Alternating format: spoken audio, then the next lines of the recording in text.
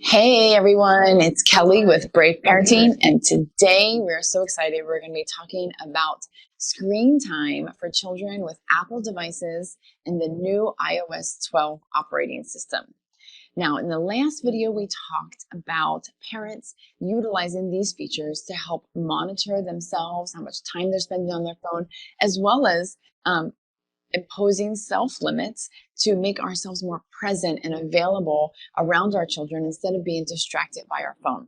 Now, this iOS 12 for our kids is going to do the same thing. It's going to give us insight to how our children are using their phone, right? We may feel like they're always on it, but these features will tell us maybe they're only on it 3 hours a day, right? So we can stop being a little dramatic saying that they're always on it.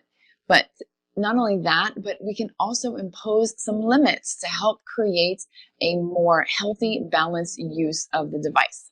So we're going to go through step-by-step setting up all of the screen time as well as some of the specific controls that you can do in there and what it's going to look like to monitor them. So let's go ahead and get started. Now, first, when you start using iOS 12 screen time, if you're going to set this up, each child is going to need their own individual Apple ID. Now, when I got started, my children did not have their own individual Apple ID. We were sharing mine. So every phone and iPad device, you name it, was all under my name. So I had to go through and create theirs, and that was really easy. I just went to apple.com and created their ID. I used their email and created a password that I know and set that up for them. Then I was able to go in and set up family sharing. Now you can set up these controls and limits on your child's phone with iOS 12 without family sharing if you do not want to set that up. However, the benefit of family sharing is that you can limit your child's phone and monitor their phone from your phone, meaning you don't have to physically get their phone and look at their activity. You can see it from your own phone, which is really helpful because they may not always be home when you want to check it in order to get that phone and take a look at it. So if you go to settings and then you click on your name, and then this is going to bring up your account, you can click on set up family sharing. And then here it will take you to where you can add a family member. You're going to be the sort of leader. So you can see my name, Kelly Newcomb, and then I have 2 children, and it tells you their age because you use their birth date when you're setting up their Apple ID. You can add a family member here. And when you do that, I recommend that you invite in person. It's just way easier. That's like saying to your child, hey, I'm going to set up your Apple ID inside of family sharing. Okay, mom. And then you just enter their Apple ID and password. So there's no message or email or anything that is required for them to click on and access.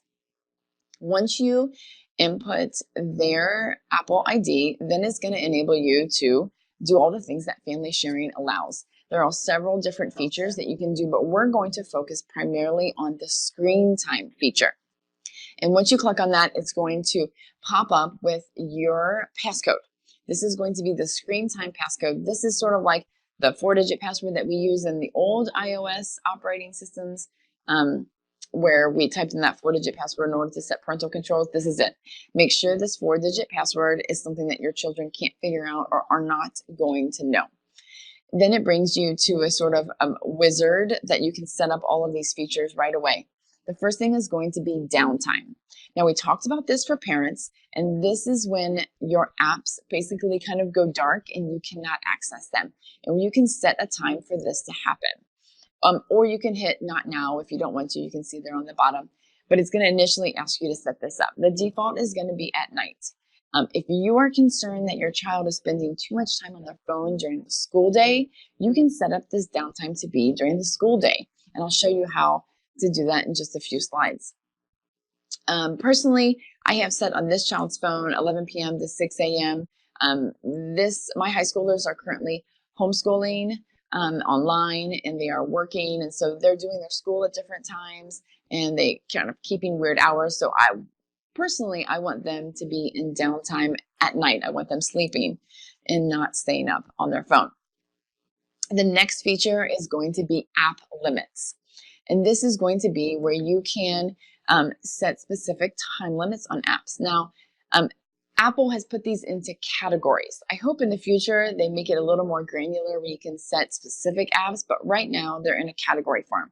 So if you click on Show All Categories, you're going to be able to see here to the screen to the right where it lists all of them. For an example, we're going to click on games. If your child has Fortnite and you want to limit some of that, this is going to be how you do it.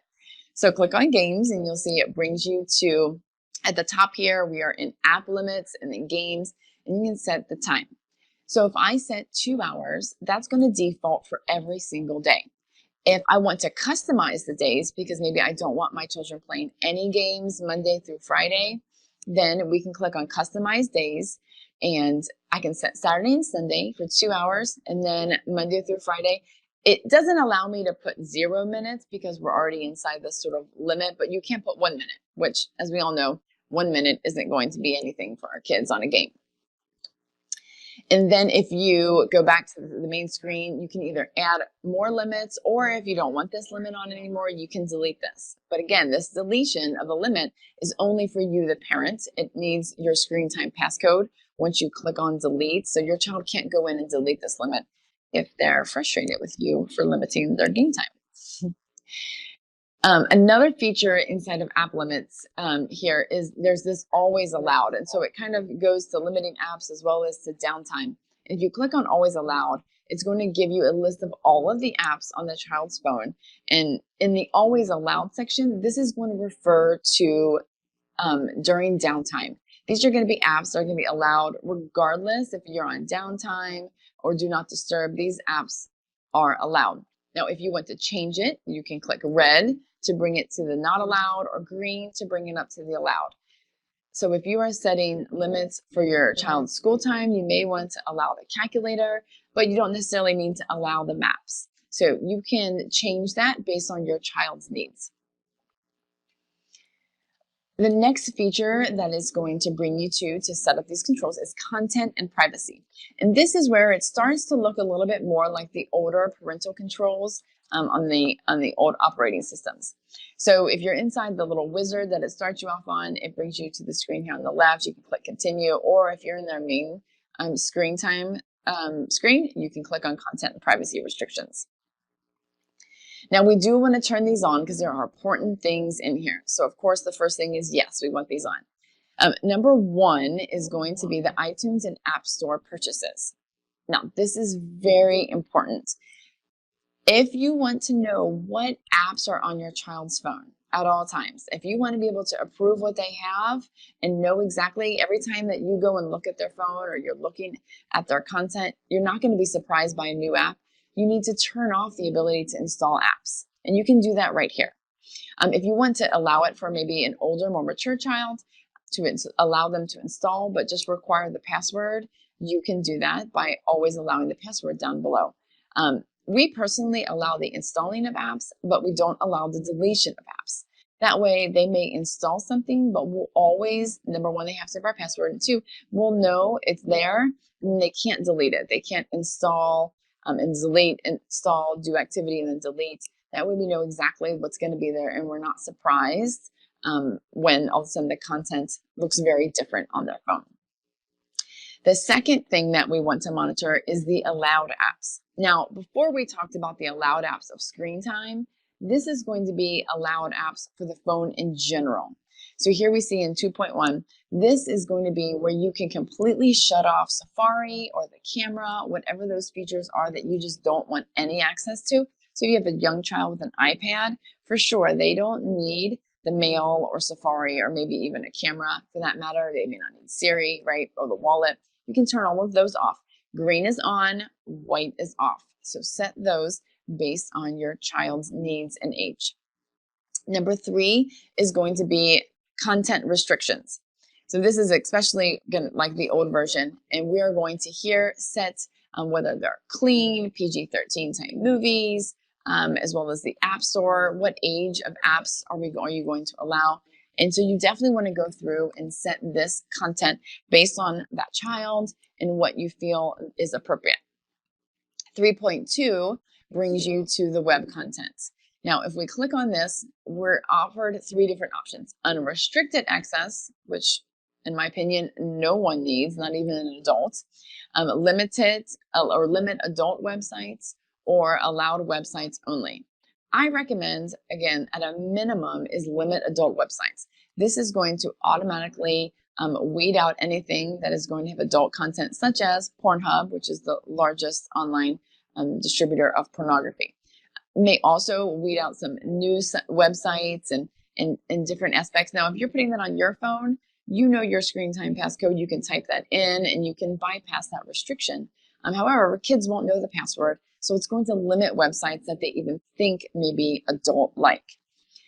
If you want to add additional websites to that limited adult websites, you can do that right down below. So I'd recommend that you maybe add, if they don't need this, Pinterest, which is known to have pornographic content, YouTube, Tumblr, Reddit, different websites that are going to have maybe exposure that you just don't want them to have, or they just don't need to have simply. So you can just go ahead and block it so they don't accidentally end up there. Or you can allow certain websites only. If they're younger and they really don't need to be searching the web, but maybe there's an online website or maybe a Discovery Kids or something that you want them to have access to, you can just type that website in there and they will always have access to that, but no other websites. Now, number 4 is going to be your location services. This is going to be where you allow apps to access your location. You can see here, if we click on location services, the screen to the right, down below is a list of all of the apps and who can track their location. So for example, one that you probably are going to want to allow is the weather. The weather is going to need to know where you're at to give you the weather. However, other aspects such as your camera or the calendar maybe not need it to know their location. Frankly, there's a lot that really doesn't need to know your child's location. So you can turn those off. And at the top, I recommend not allowing any changes to these because frankly, you don't want your child's location tracked, so this just makes it simple. Your child can't go in and change this. What it's going to look like anytime you don't allow changes, this is going to be on everything, not just location services, is over to the right. All of those categories are then grayed out so that the child can't even access them. Next is going to be contacts. Now, this isn't going to be the contacts as in adding family and friends, their phone numbers and emails and stuff. This is what apps are going to have access to your child's contacts. So this is important because some apps kind of have like a little dirty trick of allowing that access to contacts and you don't even realize it. So going in here, it's important to see who can access all of your friends and family's phone numbers and names. By clicking on this, you can see, I think this is actually a screenshot from my phone, and here Photos was accessing my contacts. I can turn that off because why does Photos really need to access that? And then I cannot allow or don't allow changes so that that cannot be changed. Now we're going to skip down. There's several other features that you can change there, and I recommend that you go into each category and look at each one and set a standard for what you want to allow and not allow. But here we're going to go to allow changes. The first one, it's not numbered, but right above number 6 is passcode changes. This is whether or not you're going to allow your child to change the passcode to get into their phone. You can allow or not allow that based on your child. The next one is going to be account changes. And this is really important because children love to watch YouTube and figure out a way to hack around your controls. So in order to completely stop that, you need to disallow the changes to accounts. Even though you're on family sharing, even though they have their own Apple ID, you don't really want them to change any of that account data. And to stop that, you need to not allow these account changes. Down below, you can also see that there's cellular data changes, the volume limit, all of these different features that you can go in and allow changes or not changes, which if you're curious, that volume limit really means like you can set a volume and your child can't increase or decrease the volume of their music by doing that. But for time's sake, we're going to move on and talk about what it looks like once we have these all set up to actually monitor their screen time. What does it look like? So we're going to go in. Once you have this set up, you're going to go into your phone, you're going to go into settings, scroll down, and you're going to see screen time. And once you click on that, your own screen time is going to appear at the top. You can see I kind of have mine bracketed off. That's mine. That's where I can modify my data. And then below, you see your family members. And so we're going to click on one of my children, so A. Newcomb. and we're going to see what this child's activity looks like. Again, we can go into those 4 different categories of downtime: app limits, always allowed, and content restrictions if we wanted to modify those. But right now, we're going to actually be looking. Let's see what their screen time looks like. We're going to click on A's iPhone right there. And we can already see there's an hour and 46 minutes, but let's see what it looks like more detailed, excuse me. And that's going to be over here to the right. So it kind of gives us a bar graph, and it shows us that's just today, and then it will also show us the last 7 days, which I'll go over in just a few slides.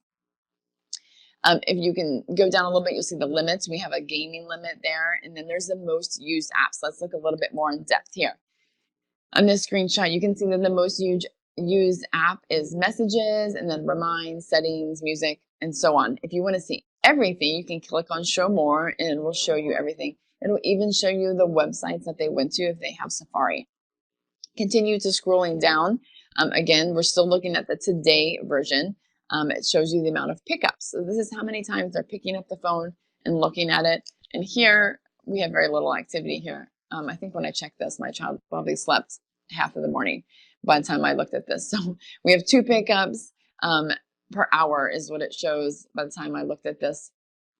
And then there was 64 notifications at that point. You can see most of the notifications came through Messages, and then there was email. But for example, if your child is getting notifications from like a game or maybe even it's email, and it's like 40 a day, that's ridiculous, and that's just a distraction that's constantly keeping them going to the phone. Right here, you can click on this notification, you can turn them off, you can change how they come in. This is great. This will just decrease the amount of distractions. So take a look at this every now and then and make sure that the notifications that they are receiving are appropriate. Now, say your child is in downtime, and this is when the apps are grayed out and they don't have access to it. If they really need to access an app that is grayed out and on their phone, they're going to go ahead and click on that app, and then it'll pop up with this hourglass, and it says you can ask for more time. And then they can either enter a screen time passcode. So if they're home with you in your presence, you can just immediately type in your passcode there. But if they're not with you, say they're at school or somewhere else, they need to access an app during downtime, they can request it from you. So then it comes into your phone as a text message. And then from your phone, you can go into your screen time and then your child. So I'm looking here at A's iPhone. And then I see that there's music. He's requested more time on music. When I click on this, it'll bring up options to either allow for 15 minutes, an hour, the whole day, meaning bypassing that app on downtime, or I can disapprove the request completely. So that's up to you. If your child is in school and they're requesting access to a game and you're thinking, no, they should really be in class, right? You can choose not to approve it. Or if you know they're somewhere and yeah, it's downtime, but you want to approve it for maybe 15 minutes or an hour, you can go ahead and do so. And you can do that all from your phone remotely. So this is an awesome feature. Now, let's take a look at what it looks like over the course of 7 days. As my children acquired a lot of usage, I was able to go through and look at some of the nuances that I kind of want to show you and explain. So on this child's phone, you can see that I have a social networking limit of 30 minutes. But if you look down in the most used under categories, it says social networking of like 10 hours. What? How is that possible? Is the limit not working? Well, you can see I highlighted the limit in yellow, and then down below you see that Facebook is what's being limited in YouTube. And they're given 30 minutes a day, but for the whole total 7 days, they've only used 47 minutes. So you can see that it is actually within the time limit. It's even less than the time limit, right? But what happens is under that most used, the social networking category itself includes messages. So don't be deceived by looking at it as a category and saying, oh my goodness, they're spending all of this time on social networking. Chances are a lot of that is their text messages. So if we click on look at the apps and websites specifically instead of in category form, we can see the whole breakdown. And here messages was 9 hours, which again, I kind of think to myself over 7 days is a lot. But again, this is a child who was working in homeschooling. So a lot of their communication is all going through text messages to their friends and not so much through social media apps and stuff like that, which I prefer. I'd rather it be through messaging. And then again, I can see the breakdown of all of their usage over the 7 days. Now, this works great, and I love all of it. Just to add a very humorous story and feature to this, when you look at this data, like I said, it shows you all of the websites. So my family and I were playing a game of Scrabble the other night, and as my daughter pulled out her phone, I thought to myself, is she cheating? Is she looking up a word for her Scrabble? And I asked about it. She was like, no, I wouldn't, right? However, when I looked at her under screen time, I could see her websites and the ones that she had viewed, and sure enough, Scrabble word finder was there. So of course, it just provided a really humorous story for us to kind of help her realize that we can see where she's going. And right, not everything is nearly as private as she thinks it is, which just helps them remain accountable. And to that end, it really has inspired our kids to help change their own behaviors. As they look at their own screen time, not only has it become a little bit of a competition between my two high schoolers who have this feature to see who can use the least amount of time, but as their daily activity comes in, it shows you're up 20% from yesterday. Then they feel inspired to decrease their amount, to monitor themselves and to actually put the phone down and not just aimlessly in boredom look at it. So this has been a great and frankly, almost unexpected benefit that I was hoping for, but it is so great to see in my teenage children, to see them owning their own behavior and being accountable for it. It's great. If you are looking for other ways other than Apple's iOS 12 to help establish standards and build character in your kids as they grow up in this culture of technology and temptation, I encourage you to go over to Amazon.com and purchase Brave Parenting's book, Managing Media, Creating Character. No matter if your child is 3 months old or 13 or 18, this book will help teach you the why it is important for us as parents to set the role model example, as well as set the standard for how they're going to forever engage and interact with this technology. Thank you so much for joining me here at Brave Parenting today. I encourage you probably to rewatch this video as you go along and set up your iOS 12. Let us know if you have any questions or if we can help you in any way. Until next time, my name is Kelly. We'll see you later. And if you are watching us on YouTube, go ahead and give us a thumbs up, subscribe to our channel, and please share away. Every parent needs to know how to do this for their children's Apple devices. Thanks so much.